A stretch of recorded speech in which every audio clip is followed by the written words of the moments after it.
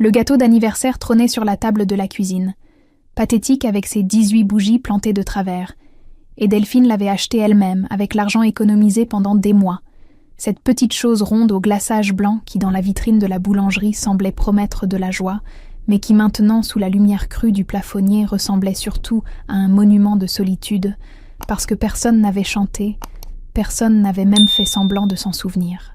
On part à Londres demain matin, et son père avait lâché ça en entrant dans le salon, valise déjà bouclée près de la porte, costume gris anthracite, celui des réunions importantes, celui qui le faisait paraître encore plus lointain qu'un étranger, et sa mère était apparue derrière lui, impeccable dans son tailleur crème, cheveux tirés en chignon sans une mèche rebelle, téléphone dans une main et agenda dans l'autre, déjà ailleurs, déjà parti avant même d'avoir fermé la porte. 3 semaines, avait précisé sa mère sans lever les yeux de son écran lumineux. Peut-être 4 si les négociations traînent. Et Delphine était restée figée sur le canapé avec la télécommande à la main, le générique d'une série qu'elle ne regardait même pas défilant en bruit de fond pendant que l'information glissait sur elle comme de l'eau sur du verre, ne trouvant aucune prise. Juste cet engourdissement familier qui lui comprimait la poitrine depuis l'enfance à chaque fois que ses parents lui rappelaient qu'elle n'était qu'un détail dans leur vie parfaitement huilée. Et pour moi? Et la question était sortie plus petite qu'elle ne l'aurait voulu, presque honteuse. Et sa mère avait enfin levé les yeux avec cet air vaguement agacé qu'on réserve aux questions idiotes avant de fouiller dans son sac Prada pour en sortir un billet froissé de 20 € qu'elle avait posé sur la table basse comme on jette une pièce à un mendiant, son sourire n'ayant rien de maternel, rien de chaleureux, juste cette distance glacée qui avait toujours existé entre elles. « Tu as 18 ans maintenant, Delphine. Il est temps que tu apprennes à te débrouiller toute seule. » Et son père avait validé d'un hochement de tête en ajustant sa cravate dans le miroir, comme si cette conversation ne méritait même pas qu'il se retourne vers elle. « C'est important que tu comprennes ce qu'est la vraie vie. On ne t'a peut-être pas rendu service en te protégeant autant jusqu'ici. » Protéger. Et le mot avait explosé dans sa tête comme une gifle pendant qu'elle fixait ce billet de 20 € comme si c'était une sentence de mort. 20 € pour 3 semaines, peut-être 4, et sa mère continuait d'enfiler son manteau cachemire en ajoutant que le frigo était presque vide, mais qu'elle trouverait bien quelque chose. Et surtout que l'appartement devait être impeccable à leur retour. Impeccable, comme si c'était la seule chose qui comptait vraiment. Le lendemain matin à 6 heures, la porte avait claqué sans au revoir, sans numéro d'urgence, juste le silence brutal de l'appartement vide qui semblait soudain immense et hostile. Et Delphine s'était levée 1 heure plus tard avec le corps lourd comme du plomb pour ouvrir le frigo et découvrir 2 yaourts périmés, un reste de fromage dur, une bouteille d'eau à moitié vide, le garde-manger tout aussi désolant dans son vide calculé. Elle s'était effondrée sur le carrelage froid de la cuisine, dos contre le placard, genoux remontés contre sa poitrine, et les larmes étaient venues sans prévenir, silencieuses d'abord, puis déchirant sa gorge en sanglots qu'elle étouffait contre ses bras, parce qu'à 18 ans, elle était abandonnée comme un chien qu'on laisse sur l'autoroute avant les vacances, et les souvenirs remontaient par vagues, toutes ces fois où elle avait attendu qu'ils viennent la chercher à l'école en restant assise. Seule sur le banc pendant que les autres enfants partaient avec leurs parents, les anniversaires oubliés, les spectacles de fin d'année où sa chaise restait vide, les réunions parents-professeurs auxquelles ils envoyaient leurs secrétaires, et les bulletins qui répétaient que Delphine manquait de confiance en elle sans que personne ne se demande pourquoi. Elle avait pleuré jusqu'à ce qu'il n'y ait plus de larmes, juste une rage sourde qui montait du ventre, propre et dure comme du métal, et ses parents voulaient qu'elle se débrouille, alors elle allait leur montrer exactement ce que ça voulait dire. Delphine avait passé la première journée à compter et recompter l'argent qu'elle possédait en étalant les billets et les pièces sur le lit, comme si les regarder suffisamment longtemps allait les multiplier. 20 € de ses parents, 12 € trouvés au fond d'un tiroir, 3,50 € en pièces jaunes dans une vieille tirelire, 35,50 € pour survivre 3 semaines minimum, et elle avait fait les calculs sur son téléphone avec l'estomac noué, 1,70 € par jour si elle ne voulait pas mourir de faim, ce qui était tout simplement impossible. Elle avait ouvert tous les sites d'offres d'emploi qu'elle connaissait, les doigts tremblants sur l'écran, serveuse, caissière, babysitting, ménage, distribution de flyers, n'importe quoi du moment que ça payait, et elle avait envoyé 27 candidatures en 2 heures. Des messages désespérés où elle mentait sur son expérience parce qu'elle était prête à tout accepter, mais la plupart n'avaient même pas accusé réception. 3 avaient répondu qu'ils cherchaient quelqu'un avec plus d'expérience, et 2 voulaient une disponibilité immédiate pour des horaires qui se chevauchaient de toute façon. Le soir tombait, et avec lui cette angoisse sourde qui lui serrait la gorge quand son téléphone avait vibré, numéro inconnu, et elle avait décroché avec le cœur battant dans les oreilles pour entendre une voix d'homme, accent du sud, fatigué mais pas hostile, qui se présentait comme Samir du restaurant L'Olivier et qui avait vu sa candidature. « Vous pouvez commencer ce soir ?» Et elle avait failli pleurer de soulagement en murmurant « Oui, oui bien sûr, n'importe quand. »« Bon, venez pour 19h, c'est dans le 12e, rue de Charenton. Je vous paie en liquide. 35 € le service plus les pourboires, ça vous va. » Et 35 €, c'était une journée de survie en une soirée. Alors elle avait répondu qu'elle arrivait tout de suite s'il fallait. Le restaurant était petit, coincé entre une laverie automatique et un magasin de téléphonie, façade modeste, enseigne lumineuse à moitié grillée, nappes à carreaux rouges et blancs visibles à travers la vitrine, comme une promesse de chaleur, et Samir l'attendait dehors, la cinquantaine, cheveux grisonnants, tablier taché, regard fatigué mais pas méchant, et il l'avait jaugée d'un coup d'œil avant de demander si elle avait déjà travaillé en resto. Et quand elle avait avoué que non en baissant, les yeux parce que mentir n'aurait servi à rien, il avait haussé les épaules en disant qu'elle avait l'air d'avoir faim et que c'était déjà ça. Puis il lui avait tendu un tablier en ajoutant qu'elle devait faire ce qu'il disait, écouter bien, et que ça irait. Le premier service avait été un baptême de feu où Delphine ne connaissait rien, confondait les tables, renversait les verres, se brûlait en portant les assiettes trop chaudes pendant que les clients s'impatientaient et que Samir devait rattraper ses erreurs sans jamais vraiment s'énerver. Et elle sentait les larmes monter à chaque nouvelle bourde.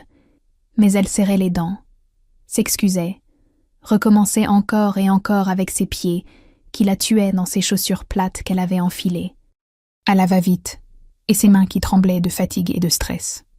À 23h, quand le dernier client était parti, elle s'était effondrée sur une chaise, complètement vidée, et Samir avait posé une assiette de couscous devant elle en disant que c'était raté, qu'il ne pouvait pas le servir demain, ce qui était un mensonge évident parce que le couscous était parfait, fumant, généreux, et Delphine avait regardé l'assiette puis Samir qui faisait semblant de ranger des verres, et elle avait murmuré merci d'une voix cassée avant de se jeter sur la nourriture comme une affamée, parce que c'était le premier vrai repas depuis 2 jours.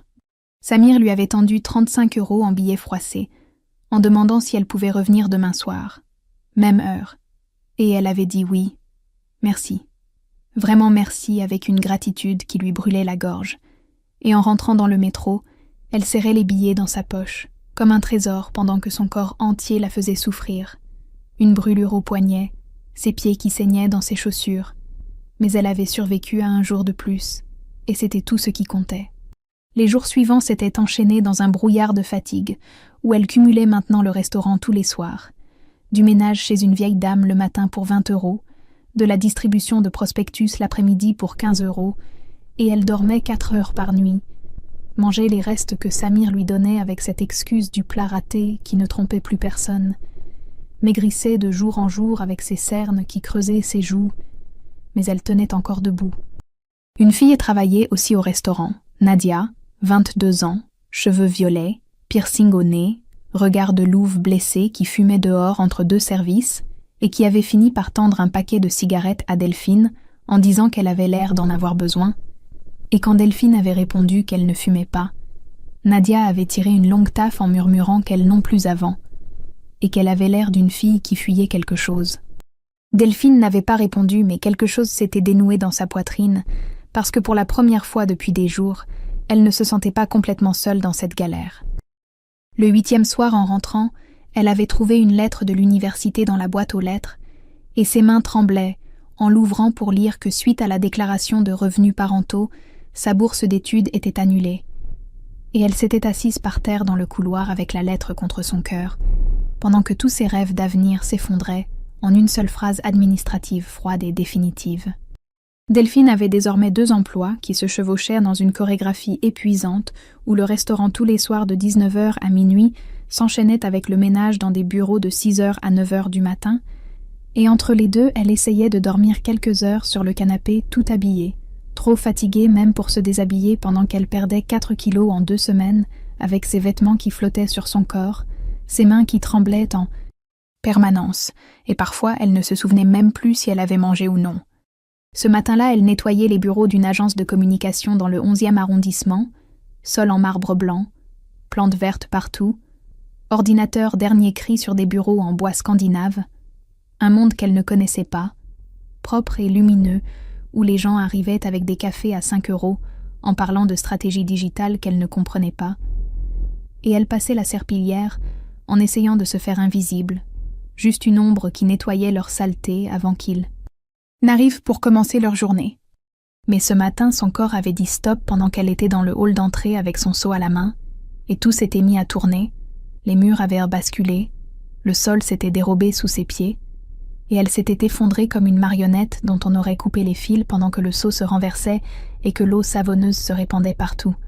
Et Delphine était restée là à genoux, incapable de se relever avec la tête qui tournait et le cœur qui battait trop vite dans sa poitrine. « Hé, ça va ?»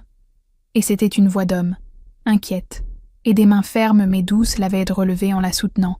« Ne bougez pas, restez assise. » Et Delphine avait levé les yeux pour découvrir un homme d'une trentaine d'années, chemise blanche retroussée sur les avant-bras, cheveux châtains un peu en bataille, regard gris perçant mais pas dur, et il sentait le café et une eau de Cologne discrète pendant qu'il l'aidait à s'asseoir sur un des fauteuils design du hall avant de disparaître.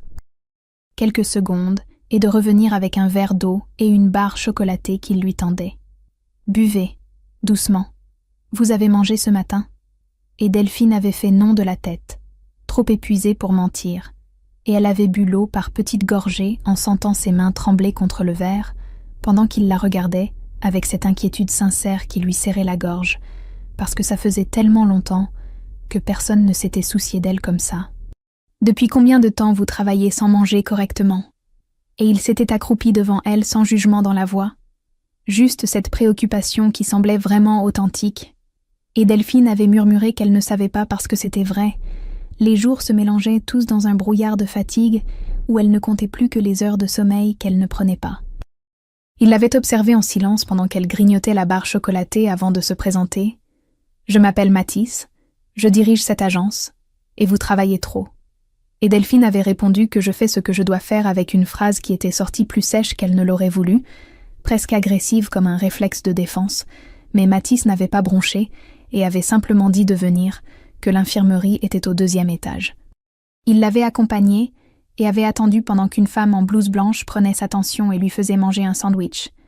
Et Delphine se sentait humiliée, exposée dans sa misère, mais en même temps quelque chose de chaud se répandait dans sa poitrine parce que quelqu'un se souciait d'elle. Un étranger, certes, mais quelqu'un quand même. Et ça faisait si longtemps qu'elle avait oublié ce que ça faisait. Quand elle était ressortie, Mathis l'attendait dans le couloir, adossé au mur avec un café à la main, et il lui en avait tendu un autre en disant qu'il ne savait pas ce qui lui arrivait et qu'elle n'était pas obligée de raconter, mais qu'il avait une proposition. « Je cherche quelqu'un pour gérer nos réseaux sociaux et aider à l'administration. Rien de compliqué, mais il faut être créatif et organisé. Vous avez l'air déterminé, et ça m'intéresse. » Et il avait bu une gorgée de café en attendant sa réponse. Delphine l'avait regardé comme s'il venait de parler chinois parce qu'elle ne connaissait rien à tout ça, mais il avait souri en disant qu'on pouvait apprendre. Contrat légal, salaire décent, horaires normaux, essai d'une semaine si elle voulait, sans engagement. Et c'était trop beau, trop facile.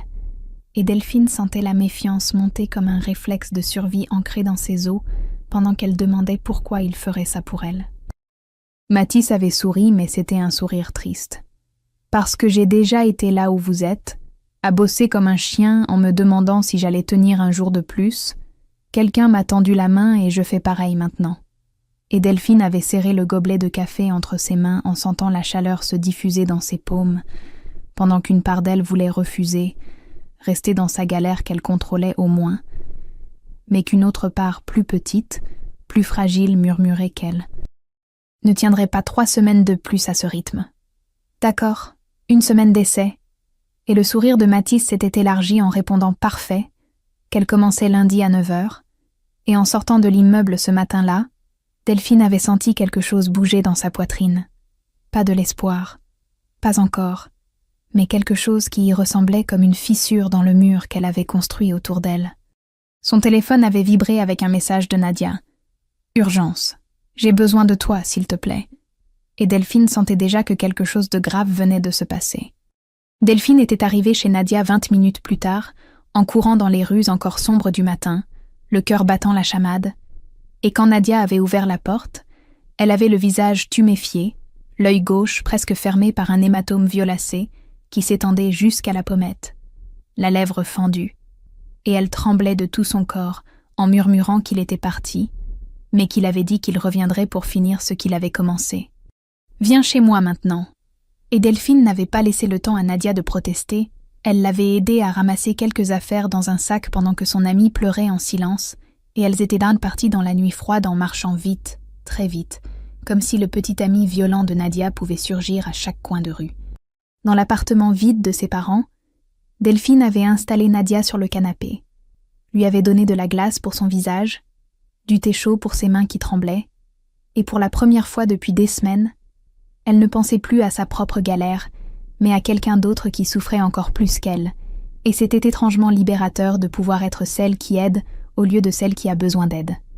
Elles avaient à parler toute la nuit, assises l'une contre l'autre sur ce canapé trop grand, et Delphine s'était ouverte vraiment pour la première fois, en racontant l'abandon, la négligence, les années à se sentir invisible dans sa propre famille.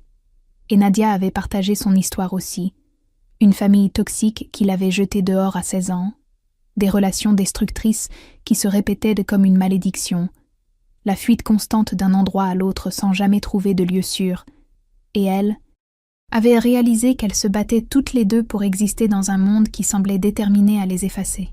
« On va s'en sortir », avait murmuré Delphine en serrant la main de Nadia, et c'était la première fois qu'elle prononçait ces mots en y croyant vraiment, pas juste pour survivre mais pour vraiment vivre. Et Nadia avait hoché la tête avec un sourire tremblant qui disait qu'elle voulait y croire aussi. Le lendemain, Delphine avait accompagné Nadia récupérer ses affaires chez son ex pendant qu'il était au travail. Elles avaient tout emballé en 1 heure, et Nadia avait bloqué son numéro, changé ses mots de passe, coupé tous les ponts avec une détermination nouvelle qui brillait dans ses yeux malgré les bleus qui marquaient encore son visage, et Delphine se sentait transformée par cette expérience parce qu'elle n'était plus seulement une survivante, mais une protectrice, quelqu'un qui pouvait faire la différence dans la vie de quelqu'un d'autre. Au travail le lundi suivant, Mathis avait tout de suite remarqué ce changement dans son regard, cette assurance nouvelle qui remplaçait peu à peu la peur, et il l'avait invitée à prendre un café après le boulot, et ils avaient parlé pendant des heures dans ce petit café près de l'agence, de rêves brisés et reconstruits, de familles qui abandonnent et d'amitiés qui sauvent. Et Mathis lui avait révélé qu'il avait lui aussi connu le rejet familial après avoir refusé de reprendre l'entreprise de son père. On ne choisit pas sa famille, mais on choisit qui on devient. Et ces mots avaient résonné en Delphine comme une vérité fondamentale. Il y avait eu un moment suspendu où leurs regards s'étaient accrochés, où Mathis s'était penché légèrement vers elle, et Delphine avait senti son cœur s'emballer, mais elle s'était reculée doucement parce qu'elle n'était pas prête, pas encore. Et Mathis avait respecté ça sans poser de questions, juste un sourire compréhensif qui disait qu'il attendrait le temps qu'il faudrait. Delphine avait commencé à économiser chaque centime avec une obsession nouvelle, et un plan germait dans sa tête, encore flou mais de plus en plus précis.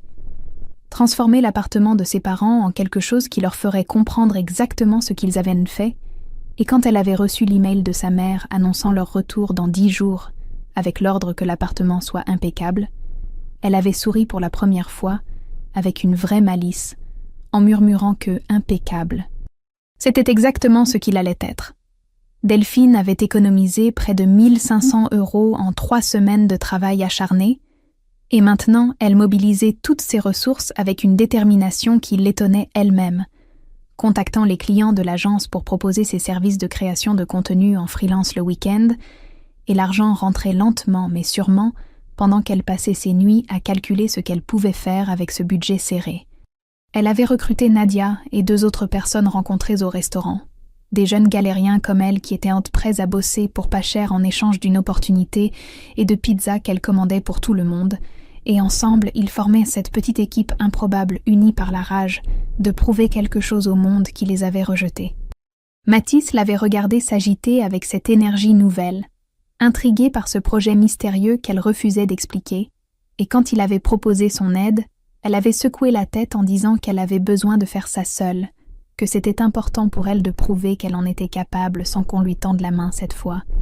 Et il avait hoché la tête avec ce respect dans les yeux qui faisait battre le cœur de Delphine un peu plus fort à chaque fois.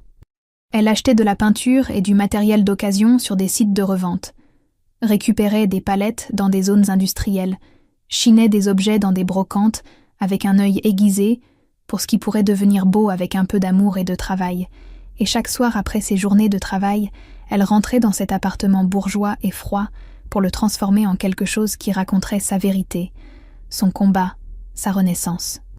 Les murs blancs, immaculés que sa mère adorait tant devenaient des toiles d'expression, où Delphine peignait des couleurs chaudes qui respiraient la vie, ocre profond dans le salon, vert émeraude dans le couloir, bleu nuit dans sa chambre, et elle installait des étagères faites de palettes recyclées qu'elle avait poncées et vernies avec Nadia pendant des heures, en écoutant de la musique à fond pour couvrir le bruit des perceuses. Elle créait un mur de photos dans l'entrée. Pas les portraits de famille parfaite que ses parents affichaient avant, mais des images de SES rencontres, de SES victoire, de SES cicatrices.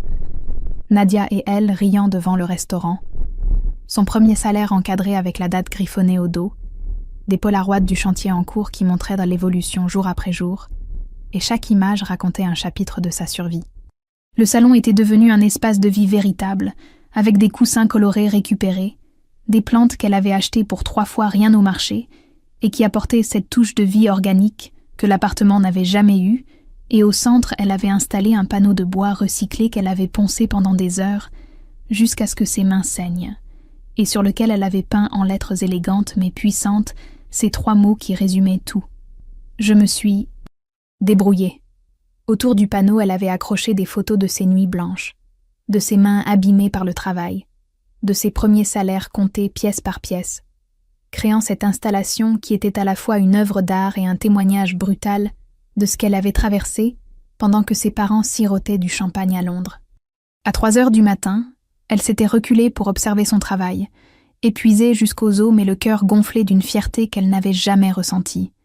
Et l'appartement était méconnaissable, beau, vibrant, vivant, exactement l'opposé de ce mausolée froid qu'il avait toujours été, et son téléphone avait vibré avec un message de son père « On atterrit demain soir ». Et son cœur s'était emballé parce qu'il ne restait plus que 18 heures avant la confrontation qu'elle attendait et redoutait à la fois. La course contre la montre avait commencé, et Delphine finalisait chaque détail avec une précision obsessionnelle, pendant que Nadia arrivait avec des fleurs sauvages qu'elle disposait dans des bocaux récupérés, et l'appartement prenait vie sous leurs mains comme si chaque objet, chaque couleur racontait un fragment de cette histoire de survie et de renaissance qu'elle voulait leur jeter à la figure. Mathis avait débarqué vers midi avec du café et des viennoiseries. « Je voulais être là pour toi », avait-il dit simplement en posant les sacs sur le comptoir de la cuisine qu'elle avait repeint en gris anthracite. Et Delphine avait senti quelque chose se briser dans sa poitrine parce qu'elle n'était plus seule dans ce combat qu'elle avait cru devoir mener en solitaire, et il l'aidait à accrocher les derniers cadres sans poser de questions, respectant son besoin de contrôle tout en étant simplement présent. Vers 15 heures, alors qu'elle accrochait la dernière photo, Delphine s'était effondrée en larmes sans prévenir, toute la tension accumulée explosant d'un coup, et elle avait murmuré entre 2 sanglots qu'elle avait peur. Peur qu'ils ne comprennent pas, peur qu'ils la jettent vraiment dehors cette fois, peur que tout ce travail ne serve à rien face à leur indifférence glacée. Et Mathis l'avait serrée contre lui en murmurant que si ça arrivait, elle viendrait chez lui, qu'elle n'était plus seule maintenant, plus jamais. Il l'avait embrassée alors, et cette fois, Delphine ne s'était pas reculée. Elle s'était abandonnée dans ce baiser qui avait le goût du café et de la tendresse, profond, mais doux comme une promesse, et pendant quelques minutes, le monde s'était réduit à cette chaleur entre eux, à ces mains qui se cherchaient, à ce refuge qu'ils construisaient l'un pour l'autre, loin du chaos de leur vie brisée. Mais il restait des finitions, et Delphine s'était arrachée à ses bras pour retourner au travail, vérifiant chaque angle, chaque lumière, ajustant les cadres au millimètre près avec cette obsession du détail qui la caractérisait maintenant. Et Nadia avait passé l'aspirateur une dernière fois pendant que Mathis nettoyait les vitres pour que tout soit absolument parfait. À 19h, tout était prêt, et l'appartement rayonnait d'une énergie nouvelle, qui vibrait dans chaque coin, dans chaque couleur, dans chaque objet soigneusement choisi et placé. Et Delphine avait renvoyé Nadia et Mathis chez eux parce qu'elle voulait affronter ses parents seuls, que c'était son combat à elle et qu'elle devait le mener jusqu'au bout sans personne pour la protéger. Elle s'était douchée, avait enfilé une robe simple qu'elle s'était achetée avec son premier vrai salaire, une robe bleu nuit qui lui allait bien et qui lui donnait l'impression d'être quelqu'un d'autre, quelqu'un de plus fort. Et elle s'était regardée dans le miroir de la salle de bain en se reconnaissant à peine parce qu'elle n'était plus cette fille brisée et invisible qu'ils avaient abandonnée 3 semaines plus tôt. Elle était devenue quelqu'un qui se battait, qui créait, qui existait, malgré eux et sans eux. Le bruit des clés dans la serrure avait fait bondir son cœur dans sa poitrine, et elle s'était retournée lentement, le dos droit, les mains tremblantes mais le regard ferme, et quand la porte s'était ouverte, elle avait vu le visage de sa mère apparaître dans l'encadrement, valise Vuitton à la main, maquillage parfait malgré les heures d'avion, et l'expression sur ce visage qui passait de l'agacement à la stupéfaction absolue valait toutes les nuits blanches du monde. Le silence qui s'était installé était assourdissant, et sa mère était entrée comme au ralenti, valise à la main, et elle s'était figée au milieu du salon en découvrant les murs colorés, les œuvres accrochées partout, les plantes qui apportaient cette vie organique qu'elle avait toujours refusée, et son père l'avait suivie avec son éternel costume gris, et son visage s'était décomposé en 1 seconde, quand il avait balayé l'appartement du regard, comme si tout ce qu'il croyait contrôler venait de lui exploser à la figure. « Non, ce n'est pas possible !» Et sa mère avait hurlé ces mots avec une voix aiguë qui tremblait de rage ou de choc, peut-être les deux. « Qu'est-ce que t'as fait, Delphine? Qu'est-ce que t'as fait à notre appartement ?» Et elle marchait de pièce en pièce comme une furie, touchant les murs repeints, fixant les étagères en palettes, arrachant presque les cadres des yeux pour vérifier qu'elle ne rêvait pas. Son père s'était approché du panneau central, avait lu l'inscription « Je me suis débrouillé », avec ses mâchoires qui se crispaient de plus en plus, et il avait observé les photos autour, ces images de Delphine au travail, épuisée, les mains sales, les yeux cernés mais déterminés. Et quand il s'était retourné vers elle, son regard était glacial. « Tu as détruit notre appartement, tu as détruit des années de décoration. Tu n'avais aucun droit de faire ça. » Delphine était restée immobile au milieu du salon, le dos droit, les mains qui tremblaient légèrement le long de son corps, mais la voix qui sortait calme et ferme, comme si elle avait répété ce moment des centaines de fois dans sa tête. « J'ai pas détruit. J'ai transformé une prison en foyer. Avec les 20 € que vous m'avez laissés, j'ai survécu. J'ai travaillé jour et nuit. J'ai appris ce que vous ne m'avez jamais enseigné. La valeur de l'effort, la dignité du travail, et surtout que je n'ai besoin de personne pour exister.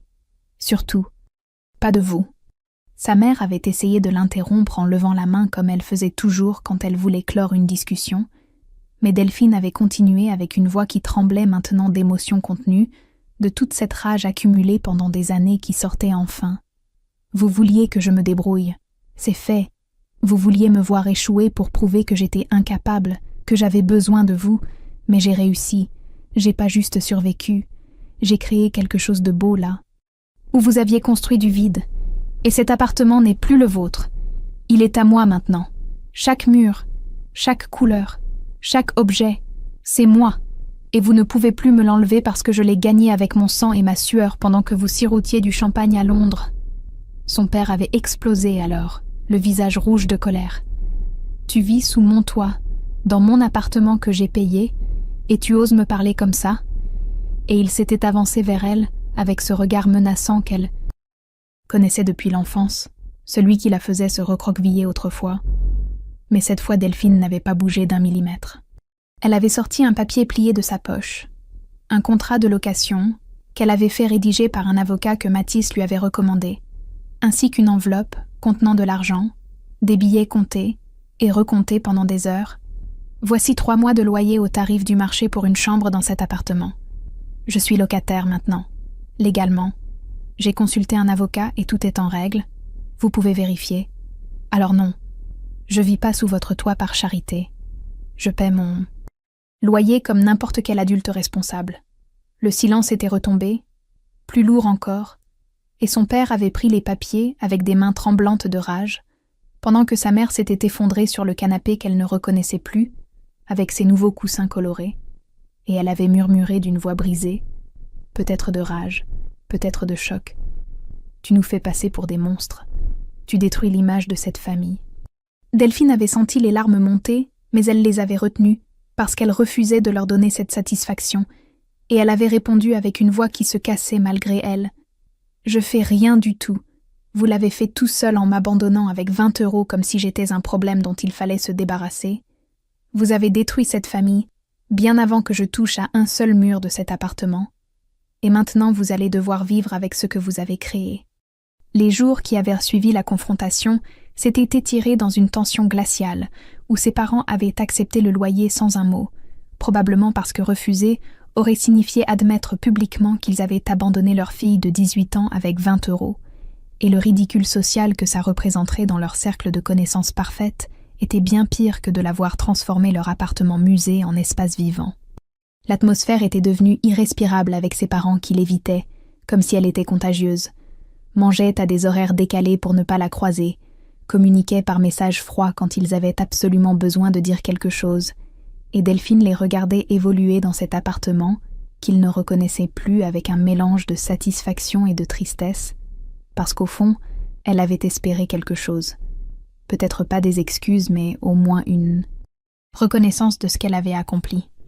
Elle continuait sa vie en se concentrant sur son travail à l'agence, où elle excellait de jour en jour, Mathis lui confiant de plus en plus de responsabilités, et la regardant avec cette fierté dans les yeux qui lui réchauffait le cœur, et leurs soirées ensemble étaient devenues son refuge, pas dans la passion dévorante des films romantiques, mais dans cette tendresse quotidienne, ce respect mutuel, cette reconstruction à deux de ce que leur famille avait brisé en eux. Nadia avait emménagé temporairement dans la chambre d'amis, que Delphine avait aussi transformée en peignant les murs en rose poudré et en installant des rideaux légers qui laissaient y passer la lumière. Et les deux amies avaient créé cette micro-communauté de soutien où elles se racontaient leurs journées en buvant du thé tard le soir, partageaient leurs peurs et leurs victoires, se relevaient mutuellement quand l'une d'elles avait envie d'abandonner.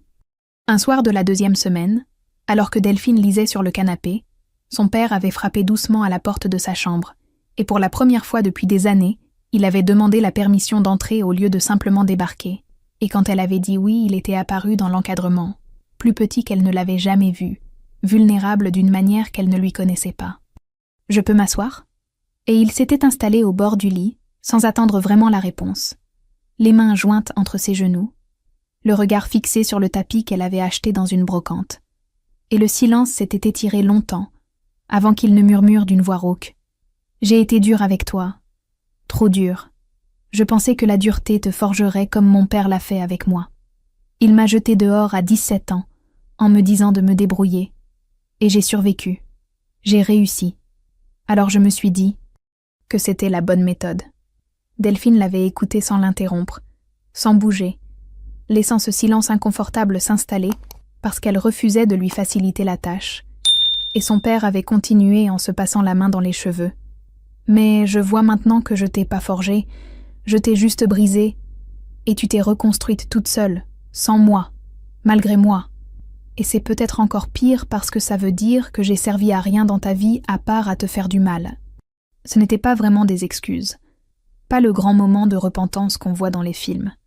Juste un homme qui admettait enfin qu'il s'était trompé sans vraiment savoir comment réparer, et Delphine avait senti quelque chose se desserrer dans sa poitrine. Pas du pardon, pas encore, mais peut-être le début d'une possibilité. Je cherche pas votre validation. J'en ai plus besoin. Mais si vous voulez vraiment apprendre à me connaître, la vraie moi, pas celle que vous vouliez que je sois, alors je suis là. Je serai toujours là malgré tout.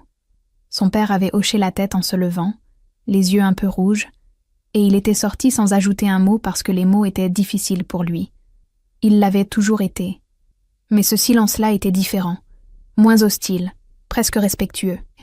Sa mère, en revanche, refusait toute discussion.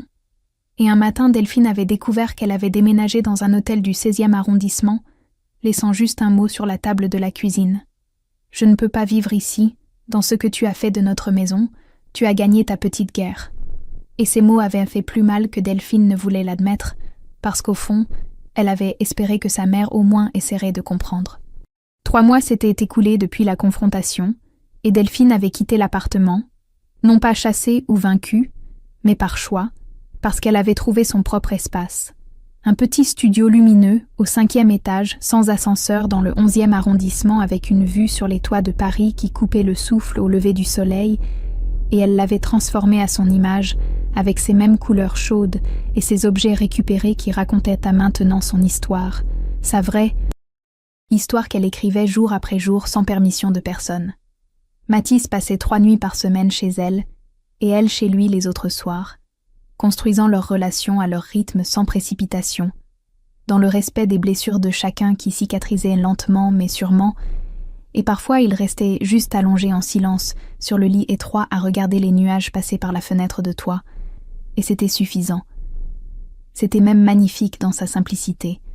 Elle avait lancé sa propre micro-entreprise de création de contenu avec Nadia comme associée, travaillant depuis le studio transformé en bureau-atelier, où les plantes grimpaient le long des murs et où les clients venaient boire du café dans des tasses dépareillées en discutant de stratégie digitale. Et l'argent rentrait. Pas énormément, mais assez pour vivre dignement, pour payer son loyer sans demander d'aide, pour économiser même un peu chaque mois. Elle s'était inscrite à des cours en ligne de marketing digital et de graphisme, finançait ses études elle-même en travaillant tard le soir, après que les clients soient partis, et chaque certificat obtenu, chaque nouvelle compétence maîtrisée, était une victoire qu'elle célébrait avec Nadia et Mathis autour d'une bouteille de vin pas cher et de pizza qu'ils mangeaient assis par terre comme des étudiants fauchés, mais heureux. Son père venait la voir une fois par mois, toujours le premier jeudi, toujours au même café près de chez elle, et ils prenaient un café en parlant doucement de tout et de rien, de la pluie, du travail, parfois de souvenirs d'enfance qu'ils revisitaient avec un regard nouveau, et leur relation était fragile, maladroite, pleine de silences inconfortables et de sujets qu'ils évitaient encore. Mais elle était réelle, authentique pour la première fois depuis que Delphine avait de la mémoire. Et c'était déjà immense. Sa mère gardait le silence radio complet, refusait tous les appels, tous les messages, et Delphine avait appris à accepter que certaines personnes ne changeraient jamais, que certaines blessures ne guériraient pas, et que c'était ok, que ce n'était pas à elle de porter cette charge, que sa mère avait fait ses choix et devrait vivre avec comme elle-même vivait avec les siens. Un soir de novembre, alors que la pluie tambourinait contre les vitres, Delphine était retournée dans l'ancien appartement pour récupérer les dernières affaires qu'elle avait laissées, des livres d'enfance, quelques photos, et son père l'avait accueillie avec un thé chaud. Et elle avait remarqué que le panneau « Je me suis débrouillée » était toujours là, intact, au centre du salon que ses parents n'avaient pas refait. « Je le laisse là », avait dit son père simplement en suivant son regard, pour me rappeler chaque jour ce que j'ai failli détruire et ce que tu as construit malgré moi. Et il avait posé une main hésitante sur son épaule, et Delphine l'avait couvert de la sienne sans dire un mot parce que certaines choses n'avaient pas besoin d'être dites. En sortant de l'immeuble ce soir-là, sous la pluie fine qui mouillait ses cheveux, Delphine avait croisé son reflet dans la vitrine d'une boulangerie et elle s'était arrêtée pour vraiment se regarder. Cette fille de 22 ans maintenant, avec des cernes qui ne partiraient jamais complètement, des mains abîmées par le travail, mais des yeux qui brillaient d'une lumière qu'elle ne leur avait jamais connue.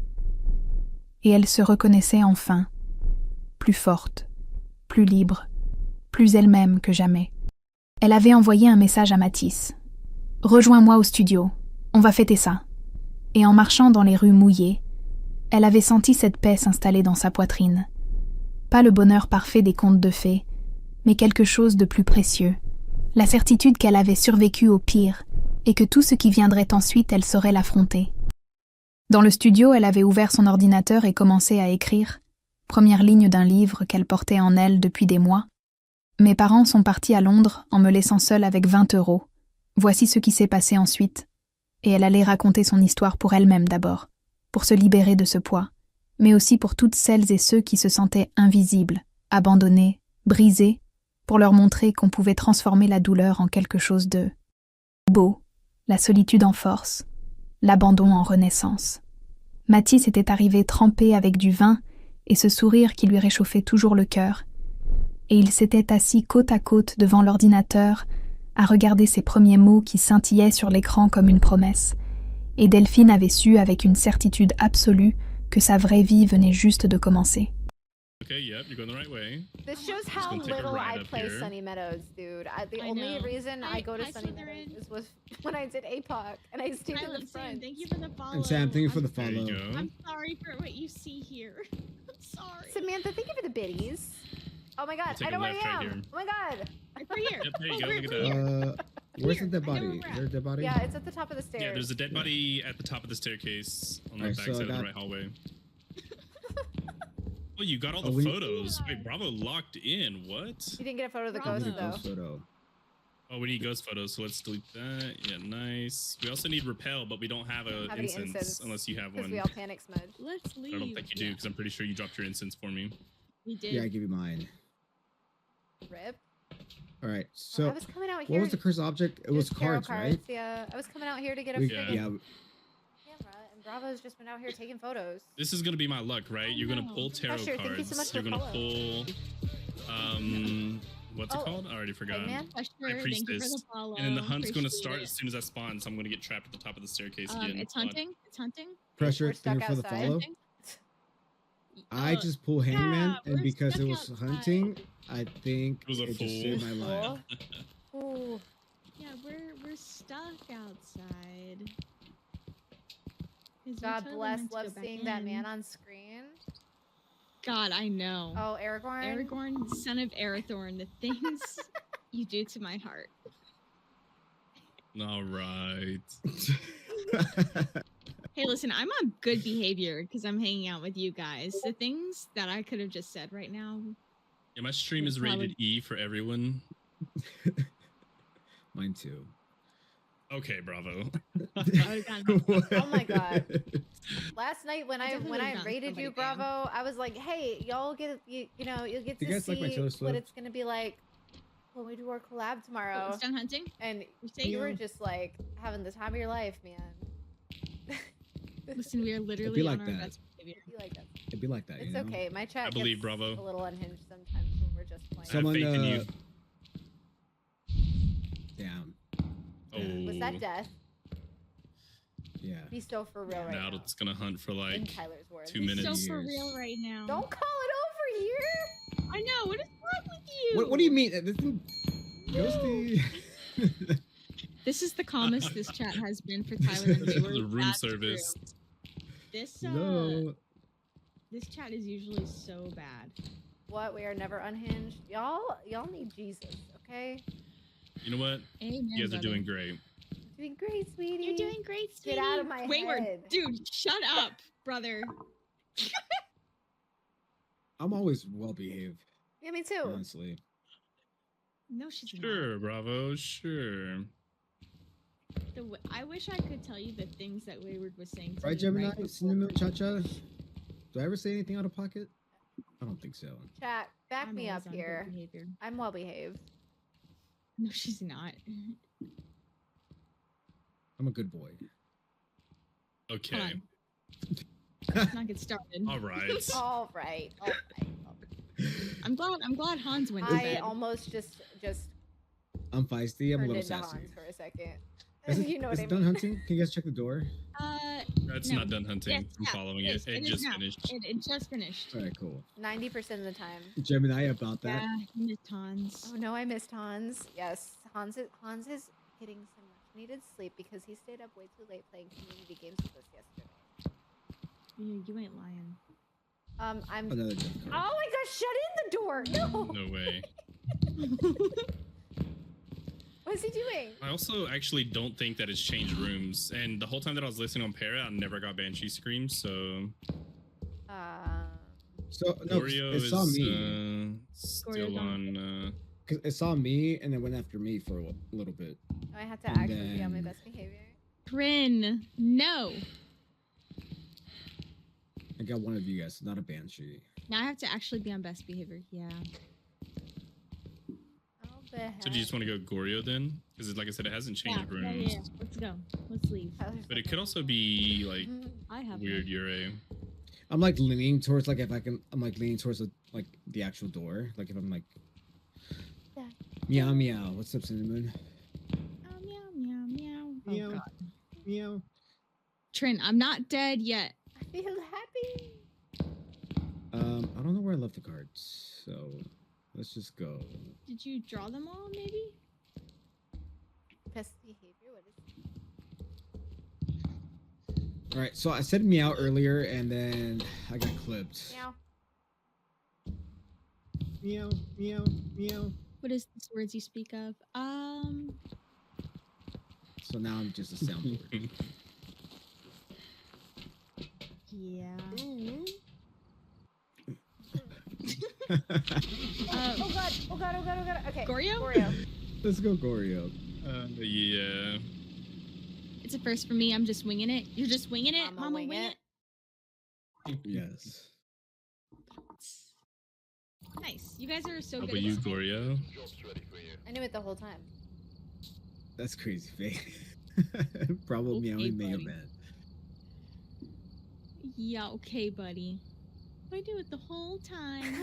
My name's Wayward, and I'm so Oh funny. my gosh, shut up, dude. And I have such a fun giggle. And my husband says that when I get famous, that's what I'll be known for. Ha ha. Who invited you, dude? You.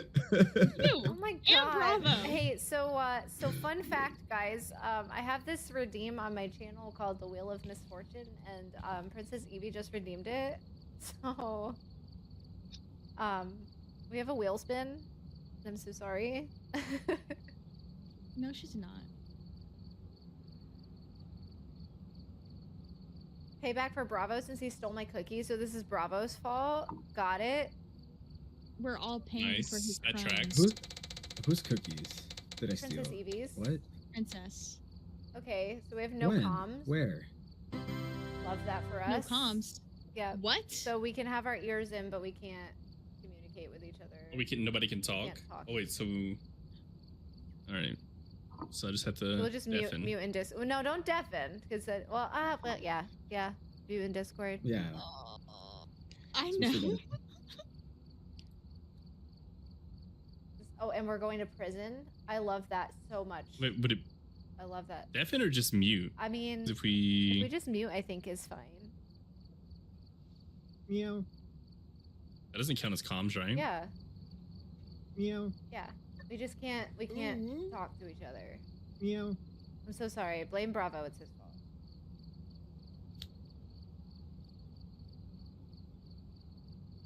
Then our chats can't hear you. Do we want to just spin again and do something else? Or save the whale spin for a normal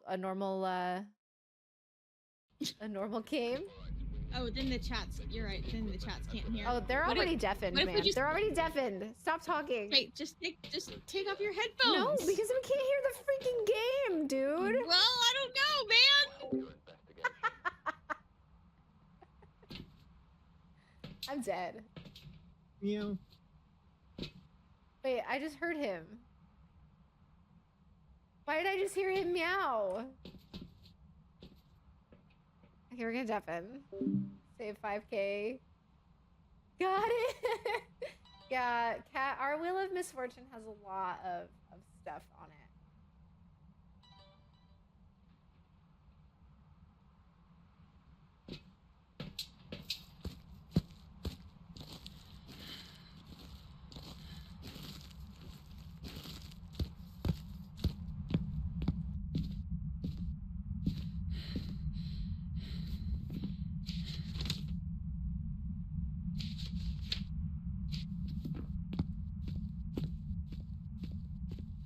There's no cursed item.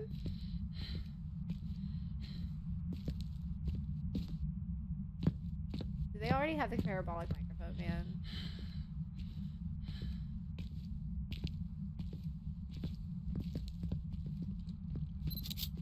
Oh my god!